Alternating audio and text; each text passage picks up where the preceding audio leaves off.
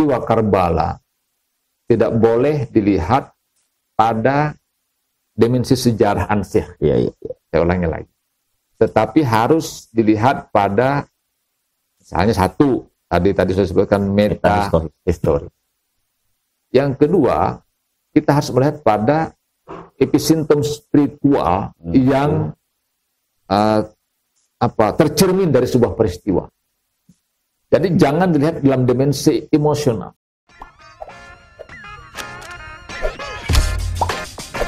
Welcome to Renaissance. Assalamualaikum warahmatullahi wabarakatuh. Sobat Renaissance, jumpa lagi di channel ini. Kali ini saya bersama Dr. Haji Bastihan Nur MAG. Beliau pernah menjadi dekan Fakultas Adab dan Humaniora UIN Alauddin 2015-2019. Ya. Nah, beliau juga dosen saya waktu saya mengambil S3, dan menariknya istri beliau teman sekelas saya. Ya, gimana kabar? Alhamdulillah, sehat walafiat. Ya. Ini lagi bulan Muharram, sobat. Jadi ada satu peristiwa di bulan Muharram itu yang oleh sebagian umat Islam lintas mazhab memperingatinya sebagai, ya, dengan ada beberapa model memperingati peristiwa tersebut, peristiwa Asyura tahun 61 Hijriah. Itu Nabi Sayyidina Hussein terbunuh di padang Karbala bersama 72 keluarga dan sahabat. Kali ini saya akan berbincang dengan Pak Dr. Bastihan seputar tema tersebut dan kaitannya dengan persatuan. Sampai Pak Ustadz, kalau menurut Pak bagaimana sebenarnya peristiwa Asyura itu kaitannya dengan babakan sejarah Islam? Ya, terima kasih Bapak. Saya sebut saja Ustadz Sabara yang menginisiasi hadirnya tayangan ini dengan kanal yang sangat inspiratif menurut saya dengan nama Renaissance. Dan saya kira momentum ini merupakan momentum yang sangat berharga bagi kita semua untuk bersama-sama berbagi pengetahuan. Dan izinkan sebelum saya membincang ini, saya ingin menyampaikan ucapan selamat Tahun Baru Islam 1443 Hijriah dan juga Dirgahayu Republik Indonesia yang ke-76. Semoga momentum Muharram dan Agustus ini menjadi sebuah titik penting, starting point bagi kita semua, bangsa Indonesia dan umat Islam, untuk merajut kebersamaan dan kebersesamaan di dalam membangun sebuah peradaban. Di bulan Muharram ini, peristiwa yang menjadi sentral perbincangan itu adalah peristiwa Asyura atau peristiwa tragedi terbunuhnya cucu baginda Rasulullah Muhammad Shallallahu Alaihi Wasallam, Sayyidina Hussein, pada 10 Oktober 680 Masehi. Tentu sebuah kejadian yang memilukan bagi catatan sejarah peradaban Islam yang saya kira tidak boleh terulang kembali di dalam sejarah di masa-masa mendatang. Melihat peristiwa Karbala ini tidak boleh hanya melihat pada sisi sejarah dari Karbala itu.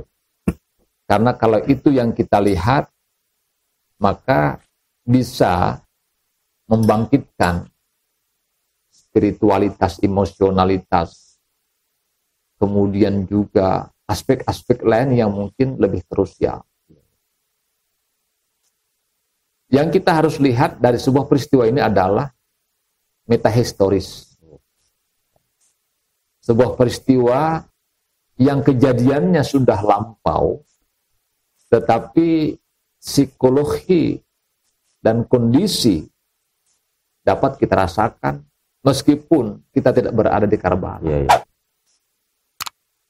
Kondisi psikologis dan situasi yang terjadi pada masa itu dapat kita rasakan meskipun pada bulan-bulan selain Muharram. Iya.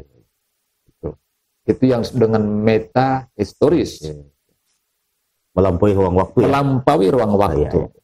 Untuk apa? Untuk menjadi refleksi bagi kita semua tentang sebuah peristiwa yang berdarah, yang ini menjadi sebuah peristiwa yang memilukan di dalam sejarah peradaban umat Islam itu sendiri.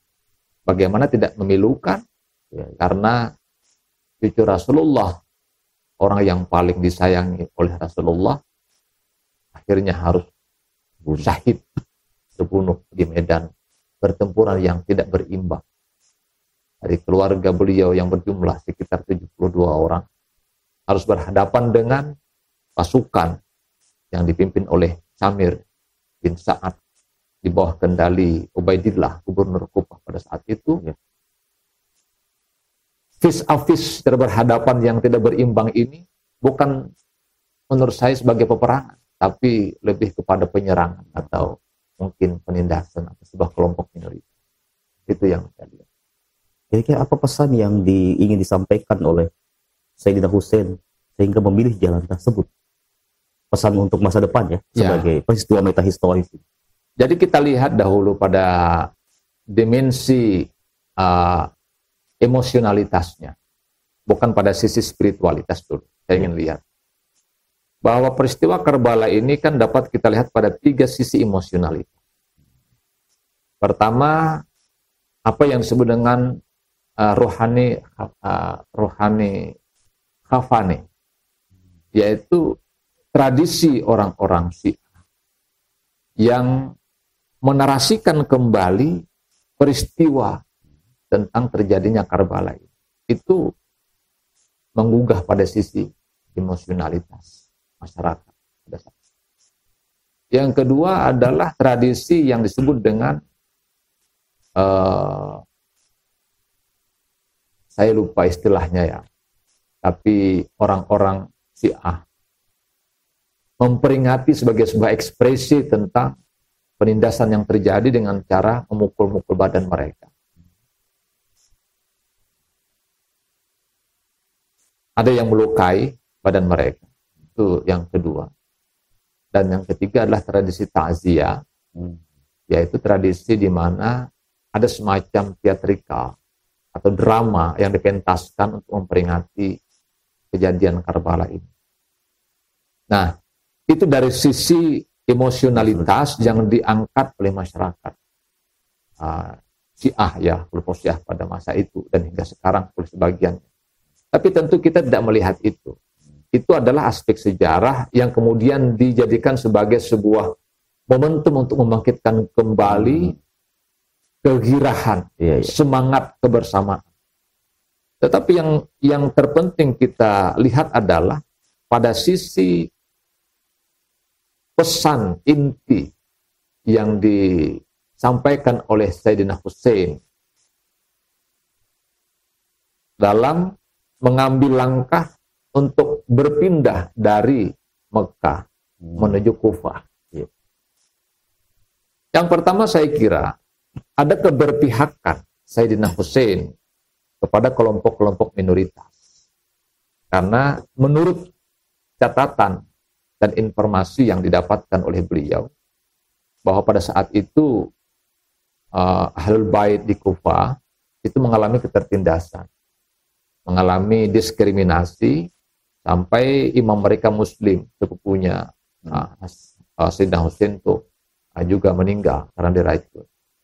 Atas dasar itu kemudian beliau mau melihat kondisi, melihat keadaan sesungguhnya, dan ingin membantu bagaimana mengangkat harkat dan martabat orang-orang yang selama ini mungkin dianggap tertindas. Maka pesan yang pertama adalah kepada kita sebagai kelompok-kelompok mayoritas, ya, minoritas ataupun mayoritas, apalagi mayoritas, harus menghargai eksistensi keberadaan minoritas. meskipun itu berbeda agama, mazhab, golongan, dan seterusnya. Lalu pesan yang kedua, kita bisa melihat bagaimana tragedi Karbala ini dalam catatan sejarah adalah sebuah peristiwa yang sudah dipikirkan demikian rupa tentang efek dan sebab akibat oleh Sayyidina Husain. Bahwa Sayyidina Husain ketika terjadi perang Karbala tidak langsung melakukan perlawanan frontal karena sudah mengerti kekuatan. Sayyidina Husain sudah melakukan berbagai macam lobby untuk menghindari terjadinya konflik. Sayyidina Husain sudah melakukan dialog, percobaan dialog kepada pasukan agar tidak melakukan peperangan seperti itu. Bahkan dia pernah khutbah di atas mimbar yang kemudian menyadarkan sebagian pasukan-pasukan Samir bin Sa'ad ini. Sebagian yang menyadari bahwasanya ini tidak bagus dilakukan.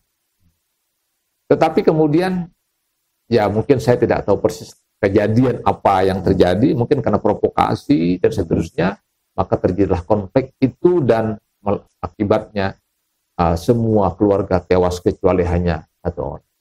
Ali Zainal Dan Abidin. perempuan-perempuan Ya, Ali Zainal Abidin, perempuan selamat itu. Nah, dari sini saya bisa memahami pesan beliau bahwa ketika terjadi sebuah peristiwa sekeras apapun, maka yang perlu dilakukan pertama kali adalah pendekatan, dialog, lobby, duduk bersama. Bagaimana caranya membangun sebuah kolaborasi humanis sehingga tidak ada yang terkalahkan, tidak ada yang terintimidasi.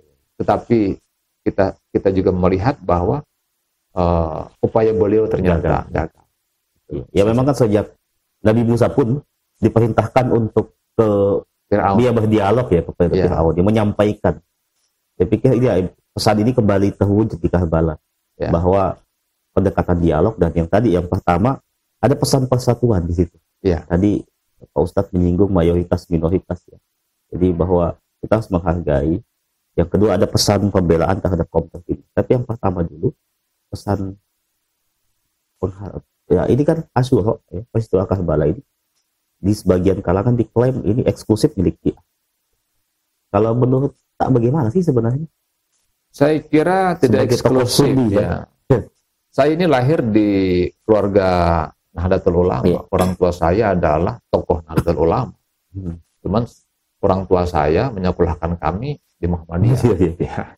Jadi dia lintas madhab itu untuk mengajar kami tentang bagaimana cara memahami perbedaan. Maksudnya Bapak itu seperti itu. Saya kira Asyura ini bukan eksklusif, hanya dimiliki oleh satu kelompok. Asyura ini adalah sebuah peristiwa yang getaran kuantumnya itu menghantam ke semua masyarakat, lapisan masyarakat, termasuk masyarakat Sunni. Itulah sebabnya di masyarakat Sunni ada semacam tradisi untuk tidak terlalu banyak bergembira di bulan Muharram ini. Iya, di beberapa kalangan masyarakat masih. Saya merasakan di kalangan kita saja di Sulawesi Selatan ini banyak sekali acara pengantin. Itu sebelum datang Muharram. Ya. Saya tanya kenapa? Kenapa kok banyak numpuk di sini? Oh, ternyata ketika kita lihat dalam kultur masyarakat kita diajarkan tentang bagaimana menghargai bulan Muharram, yang di dalamnya ada sebuah tragedi untuk tidak berpesta pora. Di masyarakat Kalimantan juga seperti itu.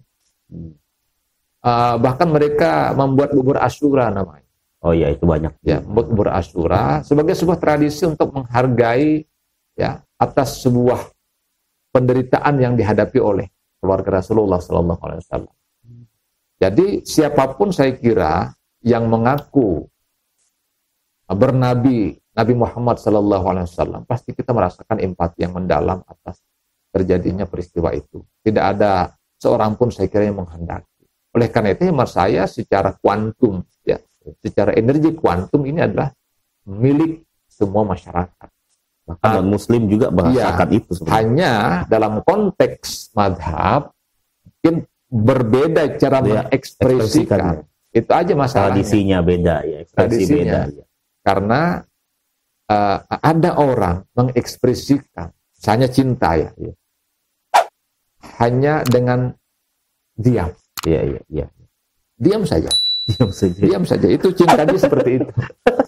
Ada orang mengekspresikan cinta itu dengan kata-kata, dengan kata-kata. Ada orang tidak berkata-kata, tapi dia suka menyanyi. Nyanyian itulah ekspresi cinta dia. Nah, dalam tradisi madhab teologi, kita lihat hari ini, ada orang mengekspresikan dengan, ya mungkin seperti yang saya katakan tadi, ada di tradisi di Irak, di Karbala itu, sebuah tradisi, misalnya dia pukul badan, meskipun oleh sebagian ulama Syiah sekarang ini itu sudah mulai ditiadakan, mulai dihilangkan karena dianggap memicu fitnah memicu fitnah. Yang kedua juga memang bisa menyakiti diri sendiri. Nah, tapi dalam konteks tadi itu takziah, itu drama, itu masih dipentaskan. Kemudian juga rohani kafani itu menceritakan, menarasikan ulang peristiwa itu masih dilakukan. Tapi yang tadi yang satu itu tidak, itu karena itu bisa menimbulkan fitnah di tengah masyarakat dan itu menimbulkan konflik baru menurut saya. Jadi yang menarik sebenarnya Pak Ustadz, di kalangan Sunni pun sebenarnya mengapresiasi peristiwa ini, mengekspresikannya dalam bentuk tadi ya, misalnya penghormatan terhadap bulan Muharram, ya jangan pesta pora lah di situ, ya kan? Ya, jadi ini juga saya dapati sih dalam beberapa tradisi kita di Nusantara. Ini sebenarnya bahwa peristiwa Muharram ini, Karbala ini bisa kita jadikan titik tolak untuk pada spirit persatuan Islam ya sebenarnya. Karena pada peristiwa yang sama, meskipun kita berbeda ekspresi, ya namanya mazhab kan, namanya kelompok pasti ada perbedaan. Tapi kan secara substansi ternyata sama, ada penghormatan. Bagaimana kaitannya kalau kita melihat ini dengan persatuan Islam? Ya, saya kira peristiwa Karbala tidak boleh dilihat pada dimensi sejarah ansih. Saya ulangi lagi. Tetapi harus dilihat pada misalnya satu, tadi saya sebutkan meta histori. Yang kedua, kita harus melihat pada epicentrum spiritual yang tercermin dari sebuah peristiwa. Jadi jangan dilihat dalam dimensi emosional. Dalam konteks emosionalnya, ini bisa menimbulkan luka baru ketika kita mengangkat dan mengungkit kembali peristiwa-peristiwa masa lalu. Tapi dalam konteks spiritual, di mana persatuan itu menjadi basis umat Islam, yang harus kita pahami sebagai sebuah keinginan kita dan keinginan sejarah. Misalnya apa? Ketika peristiwa Karbala ini tidak hanya dilihat pada sebuah peristiwa, tapi kita melihat pada sisi misalnya apostolical background, background yang mendahului sebelum terjadinya ini. Apa misalnya? Sepanjang pengetahuan saya dalam konteks sejarah, ketika Sayyidina Ali wafat karena terbunuh, maka diangkatlah Sayyidina Hasan sebagai khalifah. Tetapi kita masih ingat bahwa Muawiyah bin Abi Sufyan di Damaskus masih juga mengklaim diri sebagai khalifah. Nah, ini sebelum peristiwa Husain. Hasan di dalam catatan sejarah mencoba melakukan dialog dengan Muawiyah. Untuk apa? Untuk mengatasi dualisme kekhalifahan ini. Dan Hasan pada saat itu mengalah. Saya mengalah, biarlah Muawiyah yang menjadi khalifah. Tapi dengan catatan, setelah khalifah Muawiyah ini nanti selesai, maka kekuasaan diteruskan oleh Sayyidina Hasan. Seperti itu dalam catatan sejarah yang saya baca. Jika apa-apa terjadi pada Sayyidina Hasan ke Husain. Kalau tidak salah begitu. Seperti itu. Ini artinya apa? Sebenarnya sudah ada semacam ikhtiar untuk melakukan persatuan setelah tercabiknya persatuan umat Islam ketika peristiwa tahqiq, arbitrase itu. Jadi hemat saya, upaya-upaya untuk menuju ke arah persatuan itu sudah dilakukan. Hanya kemudian peristiwa politik terjadi kembali di mana Sayyidina Hasan diracun. Lalu kemudian Muawiyah berakhir kekuasaan, digantikan atau diteruskan oleh anaknya yang bernama Yazid bin Muawiyah. Awal mula tradisi pertama mahkota ya. Ya, disitulah kemudian kekuasaan berlangsung, diteruskan oleh Yazid bin Muawiyah, sedangkan Sayyidina Husain itu menyingkir dari Madinah menuju Mekah dengan pengikut-pengikutnya. Nah, dari sisi ini kita sudah melihat bahwasanya orang-orang dahulu itu sudah mencoba membangun dimensi persatuan umat, tetapi selalu gagal karena aspek politik. Politik. Nah, peristiwa Karbala ini sejatinya harus dijadikan sebagai sebuah epicentrum spiritual umat Islam untuk membangun kebersamaan. Kebersamaan yang sama-sama merasakan betapa tragisnya sebuah peristiwa perpecahan umat yang itu harus tidak boleh lagi terulang. Ya. Maka bangunlah sebuah persatuan ini tanpa harus kemudian membesar-besarkan perbedaan antara mazhab. Ya, ada mazhab teologi Syiah, ada mazhab Sunni, bahkan ada mazhab Ahmadiyah. Kita boleh tidak suka, tetapi ketidaksukaan tidak boleh membawa kita kepada kezaliman. Wala yajrimanna syana'un ala ta'at. Jangan sekali-kali ketidaksukaan kita ini membawa anarkisme kepada orang yang kita tidak sukai. Kita berlaku tidak adil diskriminatif. Jadi kalau kita memang orang Sunni, ya kita lakukanlah kesunnian kita, tradisi kesunnian kita. Tidak boleh kemudian kita mungkin menghina mazhab orang lain. Demikian juga mazhab Syiah, lakukan saja seperti apa yang mereka yakini, tidak boleh menghina mazhab dan seterusnya. Karena asal mula peristiwa konflik itu kan terjadi karena saling ejek-mengejek. Tadi awal mula konflik perpecahan itu karena saling mengejek. Ini menarik saudara.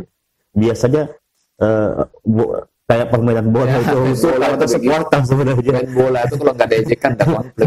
Karena ejek-mengejek mulai konflik. Begitu juga ternyata dalam mazhab teologi ya. Mazhab fikih juga begitu. Begitu ya. Mazhab fikih juga begitu. Kalau ada yang mengejek pasti mulai konflik. Gitu ya. Kira-kira nggak ada bumbu-bumbu politik nggak di situ ya? Jadi begini. Sebenarnya hemat saya, perpecahan dari sisi, katakanlah bukan perpecahan ya, perbedaan teologis setajam apapun, perbedaan fiqhiyah, fur'iyah setajam apapun, tidak menghasilkan konflik yang berkepanjangan kalau tidak diintervensi oleh politik. Itu. Saya membaca sejumlah referensi, membaca dalam konteks metadata, bukan data, bahwa keterbelahan umat Islam hari ini bukan semata-mata disebabkan oleh perbedaan teologi dan perbedaan fikih, tetapi karena intervensi yang sengaja dibuat oleh grand design dari luar melalui jalur-jalur politik untuk terus-menerus memecah belah umat Islam melalui intrik politik seperti itu. Sejak awal itu? Sejak awal. Karena memang lahirnya perbedaan besar teologi yang kemudian berkembang menjadi sebuah perpecahan itu juga karena persoalan politik. Kalau hanya persoalan teologi, hemat saya, dan tidak ada bumbu politik di situ, dan kita masih menjaga prinsip kita dan menghargai prinsip orang lain, maka tidak akan ada perpecahan seperti yang kita rasakan hari ini. Tetapi teorinya adalah bahwa ketika umat Islam itu hidup dalam satu kerukunan dan kesatuan yang dibingkai oleh semangat tauhid la ilaha illallah Muhammad Rasulullah, maka tidak ada satu kekuatan pun di dunia yang bisa mengalahkan kekuatan itu. Jadi spiritualitas tauhid itu menjadi epicentrum kekuatan umat Islam ketika mereka bisa berpegang pada tali Allah ini. Itu dengan wa'tasimu bihablillah itu sebenarnya. Tali Allah inilah bahwa siapapun Anda ketika Anda bersyahadat dan mengaku Nabi Muhammad sebagai nabinya, itu adalah saudara kita, terlepas dari lintas mazhab itu. Nah, tapi kalau ini yang terjadi, maka ada pihak yang merasa terancam. Ya. Dunia ini bukan dihuni orang kita saja, tapi ada orang lain yang memiliki kepentingan politik, ekonomi, sosial, dan seterusnya, budaya, yang ingin menghegemoni, ingin menancapkan hegemonitas sehingga dia bisa mengendalikan segala sesuatu. Oke, jadi sebenarnya politik ini menjadi proksi ya, menjadi media untuk kita saling berpecah. Sebenarnya perbedaan itu kan dari awal sudah terjadi, ya. Dan misalnya para imam-imam mazhab itu santai aja sih sebenarnya. Yang repot ini kan supaya saja, atau ketika tiba-tiba penguasa, ada satu penguasa nih, ya kemudian menjadikan mazhab tertentu sebagai mazhab resmi, akhirnya menegasi yang lain gitu ya. Itu terjadi, kan pernah terjadi dalam sejarah Islam. Misalnya peristiwa Mihnah, waktu Mu'tazilah berkuasa, dan sebaliknya ketika Asy'ariyah berkuasa, Mu'tazilah juga habis. Nah, pesan-pesannya Pak Ustadz Basihan, karena kan sampai hari ini misalnya apa yang disebut ukhuwah Islamnya itu masih berupa harapan. Saya tidak ingin menyebut utopis ya, tapi masih berupa harapan kita bersama. Karena pada faktanya misalnya kelompok takfiri yang gemar mengkafirkan sesama Muslim itu juga masih banyak di sekitar kita. Ya, pesan-pesan tak ya sebagai orang yang sangat concern di persatuan Islam ini gimana? Yang pertama, kita melakukan sebuah diseminasi gagasan persatuan umat Islam itu. Gagasan, kalau Jamalul Al-Afghani gagasan pan-Islamisme. Gagasan ini harus dibangun secara kolektif. Bagaimana caranya? Dari bawah. Mulai jalur pendidikan. Karena ini adalah satu media yang sangat efektif untuk mengendorse gagasan kepada anak didik. Pertama apa? Pendidikan di tingkat yang paling dasar. PAUD. Ya, PAUD atau minimal madrasah ibtidaiyah atau SD. Dengan cara memasukkan kurikulum-kurikulum perdamaian.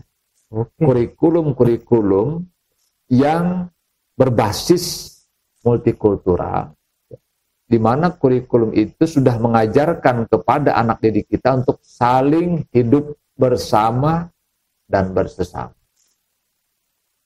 Misalnya apa? Pelajaran fikih, pelajaran tauhid, pelajaran tafsir, itu harus diajarkan kepada mereka tentang ayat-ayat toleransi, bukan ayat konflik. Oke, bukan ayat kitab ya, bukan ayat peperangan. Ayat itu, atau mungkin apa tadi itu saya katakan, fikhiyahnya kah? Fikhiyah yang bersifat komparatif ya. Bukan sekedar fikhiyah yang berkaitan dengan taharah semata. Ya. Tetapi fikhiyah yang membangun relasi sosial. Jadi fikih sosial, fikih lingkungan, fikih bertetangga, fikih bermuamalah yang baik bagaimana. Fikih tasamuh ya, fikih toleransi. Fikih tasamuh. Ya, penting. Ya. Jadi fikih lintas madhab teologi. Ini kita ini kan fikih, mohon maaf ya, saya mungkin sebagai sebuah gagasan saja. Saya tidak mengkritik yang ada, tapi gagasan saya. Sejatinya fikih ini harus berubah. Saya perhatikan fikih isdi saya sama dengan fikih sanawiyah saya dulu. Sanawiyah saya belajar lagi di aliyah, itu lagi fikihnya. Mata kuliah di aliyah itu kemudian saya dapatkan ketika saya kuliah itu lagi. Dari ISD saya taharah. SMP taharah. SMA taharah. Perguruan tinggi taharah. Kenapa tidak ada sebuah fikih yang mengajarkan tentang tadi misalnya fikih tasamuh. Mengajarkan fikih lintas madhab. Fikih HAM kan itu juga penting dieksplorasi. Fikih hak asasi manusia, bahkan fikih kekerasan. Ini sebenarnya bagaimana hukumnya? Kekerasan itu terjadi, yang kekerasan dilakukan oleh bukan yang berhak melakukan kekerasan. Kita harus ada fikih. Misalnya sweeping warung makan yang buka di bulan Ramadan misalnya. Itu gimana itu fikih? Dia tidak punya otoritas tapi melakukan. Saya sampai hari ini Pak Sabara buka itu fikih, belum ada yang namanya fikih lalu lintas. Iya, betul. Tidak ada. Apa hukumnya berhenti di lampu merah misalnya? Nah, itu berhenti itu sudah oke lah. Yang menjadi masalah apa hukumnya menerobos. Lampu merah. Lampu merah. Dengan alasan katanya membawa jenazah. Kalau orang sakit saya paham ya. Orang sakit saya mengerti. Karena itu emergency. Tapi kalau orang meninggal itu kan hanya 1 menit saja, Pak. Iya. Tidak mesti harus buru-buru kan. Ya, beda kalau mobil pemadam kebakaran. Beda. Bawa orang sakit. Yang beda. boleh itu kan hanya pemadam kebakaran, kemudian orang sakit. Iya. Ini mas saya. Tapi kalau orang meninggal, biar kita cepat-cepat tetap juga meninggal, dia tidak akan hidup kembali. Nah, fikih seperti ini kan tidak kita temukan. Mestinya di perguruan tinggi atau di SMA sudah ada fikih lalu lintas. Benar. Untuk apa? Untuk memahamkan kepada masyarakat kita bahwa sudah saatnya kita ini sadar bahwa di tengah jalan sekalipun kita punya hak dan kewajiban. Dan itu ada konstitusi hukum. Benar, iya. Jadi dianggap kalau melanggar lalu lintas, nggak ada hukumnya. Ada hukumnya. Paling-paling tilang. Padahal dalam konteks agama ada ati Allah, ati Rasul, ulul amri minkum. Nah, sekarang beranikah ahli fikih mengatakan bahwa pelanggar lalu lintas itu dosa? Ya, termasuk kan sebenarnya kita sebagai mukmin muslim itu wajib taat pada konsensus. Ya, jelas sekali. Ya ini kan konsensus. Saya di kelas pasca sarjana menyampaikan, saya katakan kita boleh beda. Bagi saya melanggar lalu lintas di lampu merah itu dosa. Iya. Mahasiswa saya tanya, kok dosa Pak? Loh, saya bilang, saya ingin tanya, apa itu kategori mencuri? Dia bilang mengambil hak orang. Sekarang hak itu apa? Handphone. Ini hak saya, milik saya, diambil mencuri. Oke, itu benar. Tapi hak saya lewat di lampu merah, giliran saya, tapi tiba-tiba kau ambil hak saya, apa juga mengambil hak saya itu, kalau tiba-tiba dihalangi. Berarti kau mencuri hak saya yang sejatinya giliran saya lewat, tetapi kemudian kamu yang lewat di situ, berarti sudah mencuri hak saya. Berdosa itu. Ya mesti memang ada pengembangan-pengembangan ya pastilah pada relasi sosial yang semakin kompleks ini sih sebenarnya. Jadi itu dari sisi yang pertama ya, membangun apa namanya persatuan umat Islam tadi dengan merefleksikan kasus Karbala. Itu pertama dengan pendidikan. Yang kedua, iman saya adalah melalui proses dialog yang intensif, yang dibiasakan untuk biasa berbeda ketika terjadi dialog. Kita dialog dengan hati, dialog dengan pikiran, dialog sudah terbuka. Kalau kita tidak setuju bisa menulis, bagaimana tradisi Al-Ghazali dengan juga Ibn Rushd. Jangan ketika tidak setuju kemudian otot yang mestinya berpolemik lah dengan berdialektika lah sebenarnya. Berdialektika gitu. Supaya lebih hidup pengetahuan ya. Yang ketiga mas saya adalah melalui proses political will dari tokoh-tokoh penting dalam sebuah negara terutama umat Islam. Jadi 3 aspek ini menjadi menjadi kekuatan utama untuk membangun persatuan Islam. Pendidikan, dialog, dan political will. Ya. Dialog itu tentu masyarakat ya, antara organisasi Muhammadiyah, kemudian bahkan lintas Sunni Ahmadiyah sebagai 3 ahas. Itu dialog itu penting. Karena membiasakan dialog itu membiasakan hati kita untuk berdialog. Karena kan kita gini, kalau Sayyidina Ali mengatakan seseorang cenderung membenci hal-hal yang dia tidak ketahui. Ya misalnya karena orang-orang yang membenci satu mazhab ya karena sebenarnya dia tidak tahu lebih banyak stigma yang muncul. Misalnya ya contohlah saudara-saudara kita Ahmadiyah yang paling sering mengalami hal itu ya. Di stigma sedemikian rupa, disimplifikasi sedemikian rupa sehingga ya dicap bahkan keluar dari Islam ya. Ya jadi demikian Sobat Renaissance bincang-bincang saya dengan Pak dosen saya ya, Pak Dr. Basihan Nur. Luar biasa. Pesannya adalah biasakan dialog supaya apa tadi? Supaya terbiasa berbeda ya. Supaya terbiasa hati dan kepala kita berbeda. Iya. Karena kalau nggak terbiasa berbeda, kita biasa mengejek orang. Iya. Ejekan itu awal mula konflik. Iya. Ejekan biasanya dimulai dari stigma itu. Ya. Stigma biasanya dimulai dari ketidaktahuan atau kekurangtahuan tapi sok tahu. Ya, terima kasih Sobat Renaissance. Saya juga mengucapkan selamat Dirgahayu Republik Indonesia, panjang umur selalu kemerdekaan kita. Selamat Tahun Baru Islam. Assalamualaikum warahmatullahi wabarakatuh. Waalaikumsalam warahmatullahi wabarakatuh.